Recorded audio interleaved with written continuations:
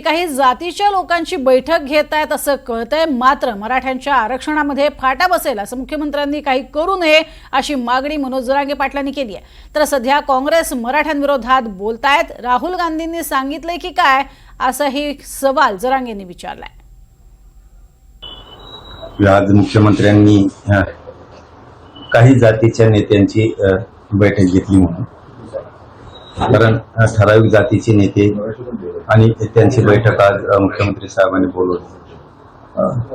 आता कशासाठी बोलवले आम्हाला माहित नाही, आणि बोलवलं म्हणून काय झालं हरकत नाही, परंतु मराठ्यांच्या आरक्षणाला कुठेही वेगळा फाटा दिला जाईल असं एकही पाऊल सरकारनं आणि मुख्यमंत्र्यांनी उचलायचं नाही।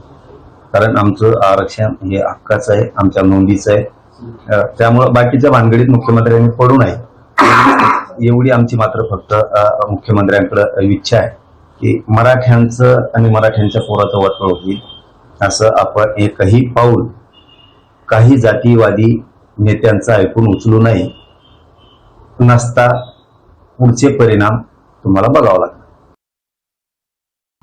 राहुल गांधींनी सांगितलं वाटतं तिकडून घेऊ लाल्या, त्यांनी सांगितलं वाटतं इकडे याला, कारण सध्या काँग्रेस मराठ्यांच्या विरोधात लय बोलायला लागले। उपकाराची परतफेड केली वाटतं ना मराठ्याची लोकसभेची।